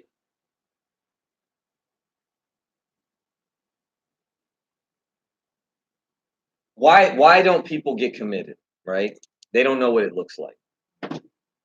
That's number one. Number two, they have an unhealthy view. They have somebody renting their space. They have an unhealthy view of what sacrifice is, what commitment is. Right? Like, I was talking to Jen, and Jen said something to me, right? And, when I say Jen calls me every day, the conversations many of the times are not positive and they're not pleasant. They're not negative. They're not mean-spirited, but there are a lot of lecturing in there, right? A lot of, Jen, you got 20 minutes to talk to me, and it's all me just pounding on her with a sledgehammer, right? And she said something, and she called me the other day, right? She said, "Hey, I just want to thank you." I go, "Well, for what?" And she goes, "Well, you know, when I got the car, that's when I've gone on this run. I've had the car for 5 weeks, and I've won Top Gun 5 weeks in a row." And why did she get the car? Because she said something, and I lashed at her so bad. Because she goes, "I'm not getting a car till I'm RVP." And I got in her. I said, "What does RVP have to do with you getting a car?" And like we went back and forth. I said, "I understand what you meant to say. It's like, hey, this is gonna, but no, RVP is just an execution of a contract. Do you have a business? Do you have a team? Do you have places you need to go? Is it a better financial decision for you to do this right now?" And I went through, right? You remember that conversation? And I mean, I drilled this point home, and she was like, "All right," she went and got a car, and look what happened, right? And it's not because of me. It's just I knew that's an unhealthy view of having a car is not a bad thing. I understand what you're saying. Like there is a comfort. Like she was looking at it as like, like me. I drove an old car forever.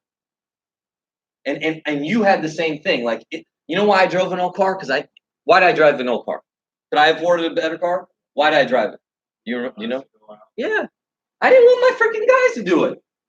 I wanted us to, I know that my guys were, all of us, we were in the saving phase, in the investing phase. I didn't want someone to, I remember I saw these guys in Fredericksburg. I went to a big event, and this guy was making no money, and he had an X5, and his guys were making less money than him, and they both had X5s. And I said, man, I'll never be like that. I'll never be like that, because I never wanted people to work under financial. So I understand what you were saying. I understand that was the mentality, but I said, no. Look, if you want to say, hey, I want to have money saved or something like that, you can get the car. But nothing that you can build. You don't have to wait for anybody here. I had 100 people showing up as a regional leader. You don't need to be an RVP to have a big base or do that. Right? RVP is an execution of a contract based upon all that stuff. But no, you don't have to do it, right? Because people have certain unhealthy views, right? They do. They just have. It's just like, oh, and Bruce has done that to me a million times on my thinking, right? So people, they don't get committed because, one, they don't know what it looks like. Two, they have a wrong, unhealthy view of it. Or three, and I mean this with all sincerity. I don't mean this to be corny. People's dreams are just too small. And I thought I got that from me in Chicago. I was like, man, this guy's 600 million. And I know some of product might be the right, but you know what? This guy probably had a freaking big dream and a big goal. And, I mean, I can hate on it all I want. That's what I love to do. I'm a hater. You guys know that. But no, I got it. Like, no, with the leadership and talent we have, why don't we have 1,000 people at our meetings? With how people are struggling and for what you guys are fighting for. Forget your dreams, your family. For all the motivation that you have, why are we not 10 times bigger? We've seen the company. Are they that much better? I love these guys. I respect these guys, but are they that much better? Yeah, I meet some people. Bill Whittle, I'm like, well, that guy, I got to go a long way to him. Even Bruce, I'm like, man, I got to look. But some of these guys, they are really normal people. There is nothing besides their desire and discipline that's special about them. And I mean that with the utmost compliment, because I don't want people to say, oh, man, this guy. No. I want he worked hard, he was committed, he was disciplined. That's it. And he's good to his people. That's what I want them to say about me. Recruiting mentality, right? Recruiting mentality. Jen talked about that. Everything starts with recruiting, right? For me, I'll take it one step further. Everything starts with people showing up to meetings. Here, this is for people that are kind of really you know where this business gets exciting? When you have 5 directs showing up. Okay? When you can actually have and do 10,000 a month and be the example, 10,000 personal, writing 9 sales in a couple days, that's when 10 people show up. But it gets exciting, Josh, when you got 5 directs showing up.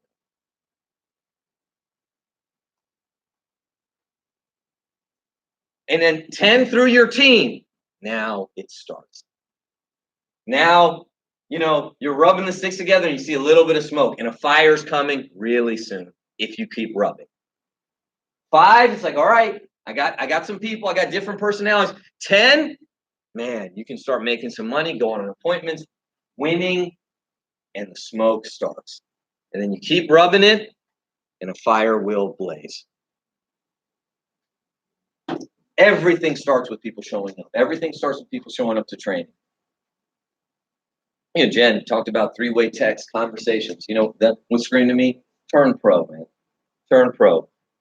If you read every sales book you can read. Okay, if you're not a great closer yet, read every sales book you can read. Closing, the questions. Right, yesterday, I had 3 appointments. It was crazy in one day. It was like exhausting for me, right? I was like crazy, like, where am I? What am I doing? Right? Starting to get delirious and dehydrated after about 5 minutes. All over the place, right? Giving the wrong presentation, start talking about Citigroup, like the whole thing. I'm like, by the 3rd appointment, I was just fatigued. I needed to go to the emergency room. Okay, but and I'll tell you a funny story because this really threw me for a loop. So I was training a couple, and then they were a couple, and we started quoting people and stuff like that, and so I said, hey, what's your age? And then the couple had just got a policy, right? So I knew that, and they weren't the same age, but it was, so I said, what's your age? And then the wife asked me, she's like, well, you already know all of our ages. How old are you, right? And so anytime I ask somebody that, somebody asks me that, I always say, hey, how old do I look? I just want to hear it, right? Now, I tipped them a little bit because I said I've been licensed for 15, 16 years, right? So she goes, I don't know, 40-something. I was like, 40-something!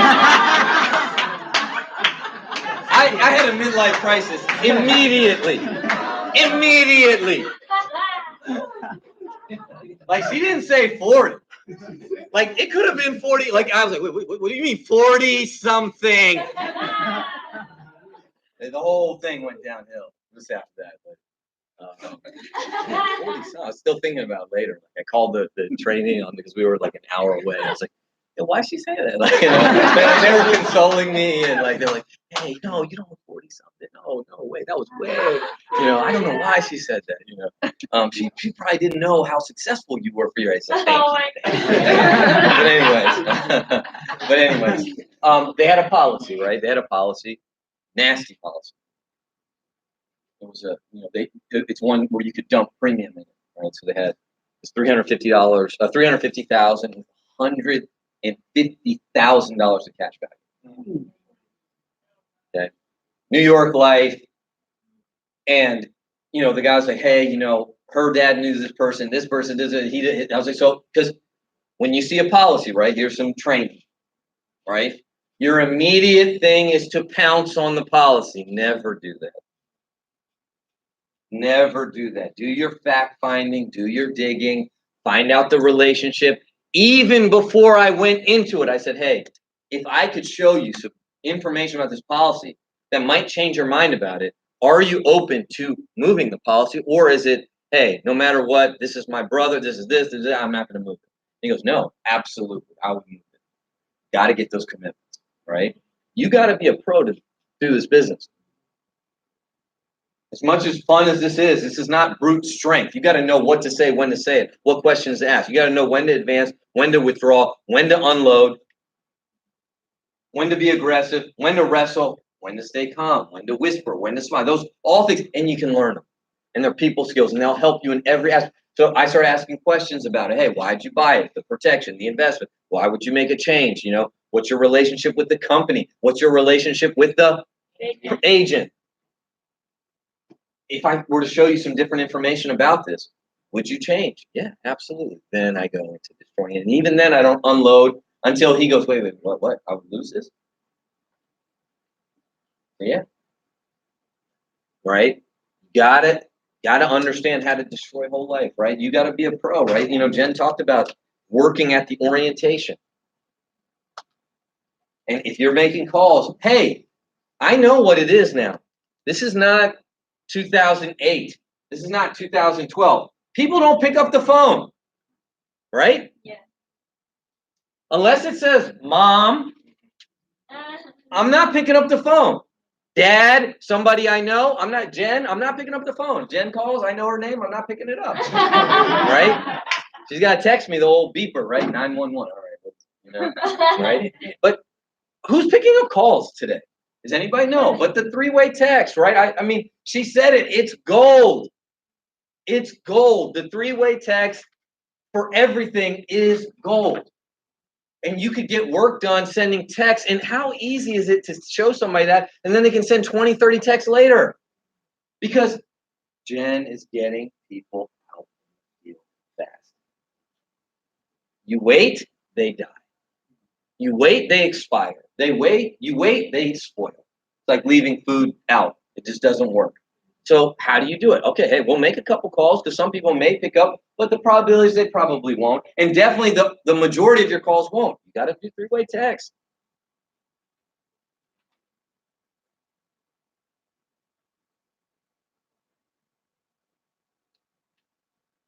Big base shop, okay? Just thinking about doing something big. You know, in 2014, okay, 2013 was my lowest year in Primerica since I had really started. Okay, and from 2014 in a 3-year period, our organization promoted 8 RVPs in 3 years, and that has yielded me a $450,000 override income, and that started with a $50,000 base shop. That started with 50 people showing up. 90% of winning in this business, and always remember this, okay? Especially as we go into all these meetings, some of them are designed to refocus you, is enthusiasm. Always remember, be super enthusiastic about this opportunity. This is not a punishment. It's not a chore. I know sometimes you have financial issues. That's not Primerica. That's you, but you can fix you. You have the opportunity to recruit people. You have the opportunity to grow your brokerage. You have the opportunity to promote levels and levels and levels and get people licensed. Always remember that. Winning in this business it's your attitude and it's having a great enthusiasm about this opportunity, right? Jen started the training with this, and I talked about the sales book. Better learn how to close or you do not stand a chance in this business. You have to be a great closer. You have to be an unbelievable closer on everything. Questions, stories, analogies, higher authority, other examples. The power of big events, right? Obviously, I've talked about that a lot. Okay, decisions that people are making that I feel that they're gaining. Be an example of writing 10,000 in premium. That was Jen, man. I look at that. That is what has changed a lot. Obviously, it's keeping her core competency, attendance, and great attitude, and all those things. Traveling, being super tough, committed. But when she went from 3,000 to 4,000 to 10,000, her whole life changed. Recruit. Okay, that's 1A. Recruit. 1B. Warm market. Get in the warm market. You know, talk to everybody you know and anyone you know. You know, she's selling these stories. She got a life out from someone she met at a red light. Right? Yeah. Because, I mean, I wanted to hear that was true. I mean, I was like, wait, what did she say? I stopped at a red light, prospected someone. Who does that? Right? Who does that? Is that safe? Is it, I mean, right? I saw a Vivint at a red light. I started talking to them. I talked to them. It's an app. Think about that. Business is always great out there. It's only bad up here. You can talk to anybody. Somebody stops at a red light. Hey, what's up? Nice van. All right? Think about that. KT-centered business. Okay? And all your activity is doing two things. Get people to show up to meetings and going on more appointments. Everything you're doing is getting people to show up and doing more appointments.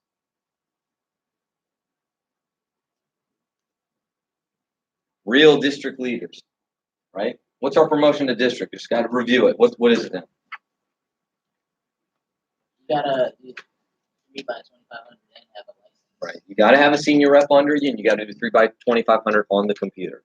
There's no sprint. There's no this. There's no trade. No, you're going to do it the hard way. Okay. That's not the hard way. It's just the real way.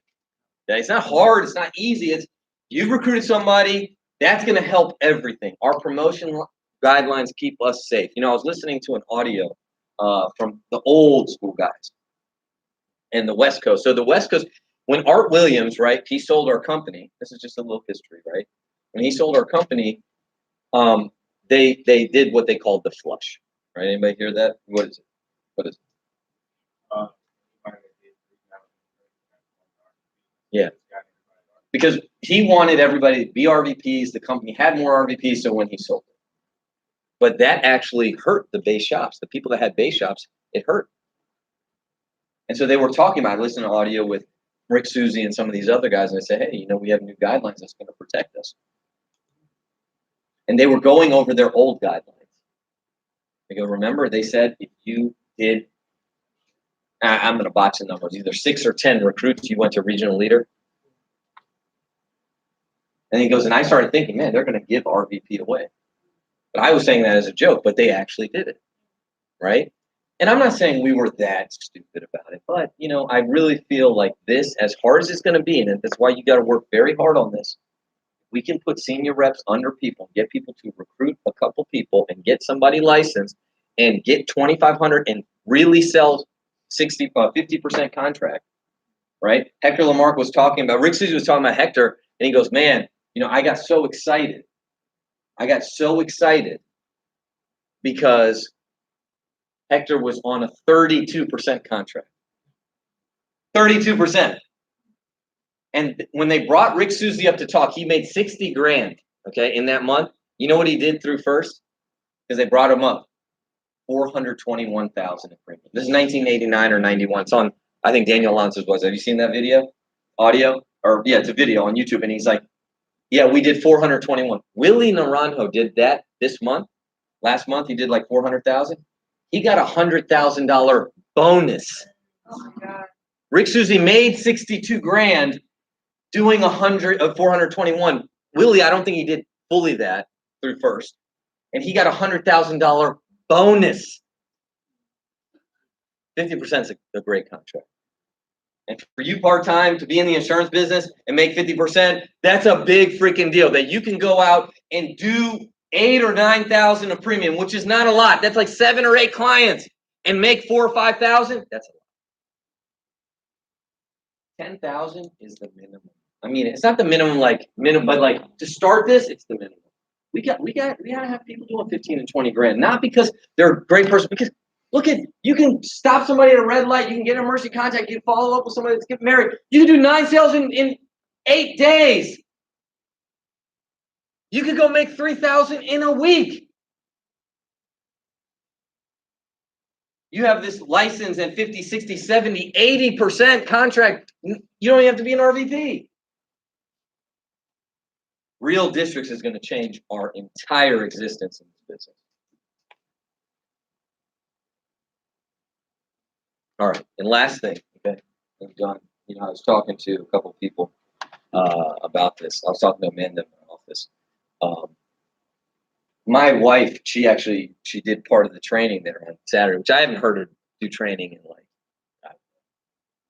years, right? When was the last time you guys have heard her, right? I mean, she did.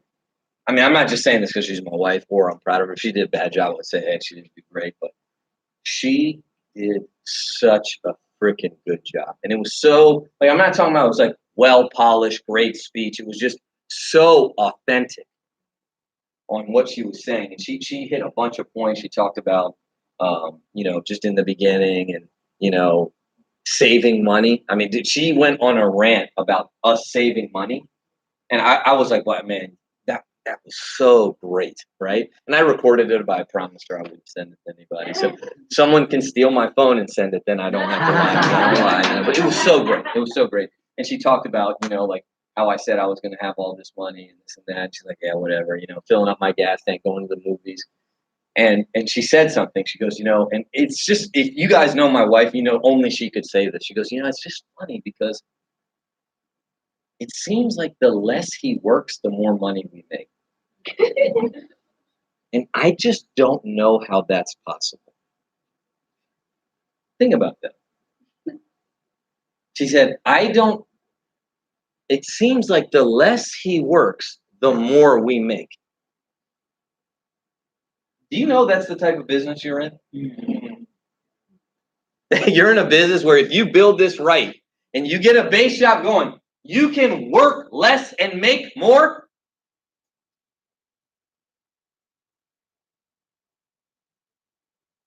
And the whole point is a thing for you guys, okay? And I know this because I know, you know, I especially as a guy, right? And I know a lot of guys here, you got to win your spouse, man.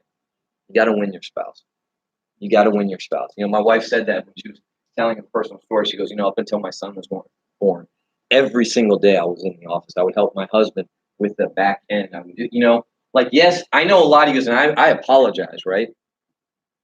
I'm not going to apologize for giving my wife the life that she wanted, but you never saw my wife.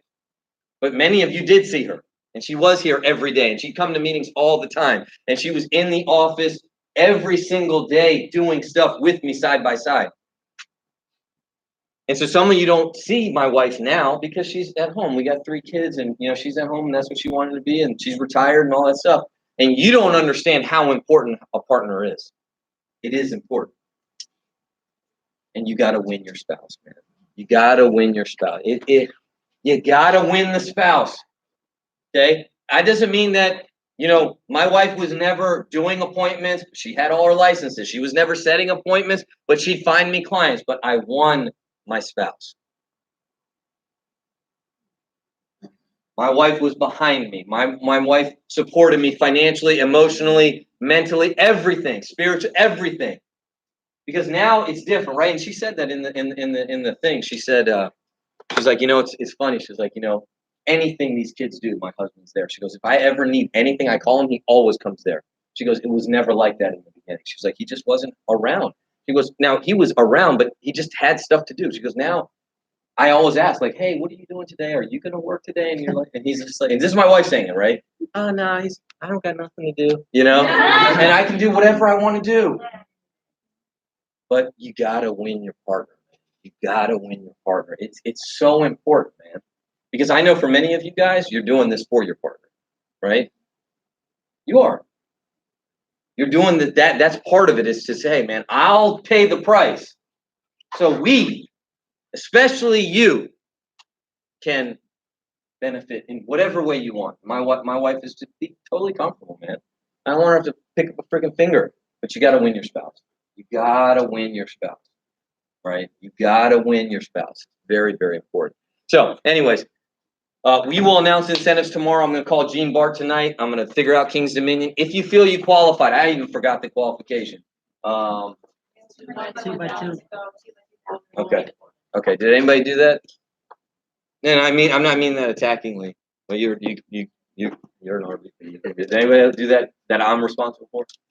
Okay. We're gonna find the date. I'll find it tonight. I'll find out, and we'll go on a weekday, and we'll figure it out, and we will run another incentive to run it back. I know the numbers were just pretty flat last before the convention in June. Monday night, midnight is the last day for the $49 IBA, right? Take advantage of that. If they wait 36 hours, it's $50 more, right? Don't be stupid. And tomorrow we're gonna have an awesome Super Saturday. All right, so let's get here 9:30. Classes at 9. You know, wear your uniform, sit together, have a lot of fun, bring people. It's gonna be a great event. All right, team on 3. 1, 2, 3.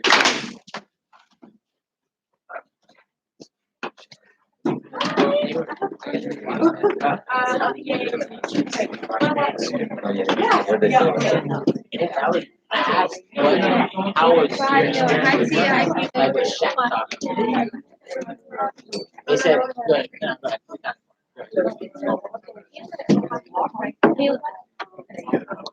You're number what? That's tight. 4. That's tight. You didn't know. When is the big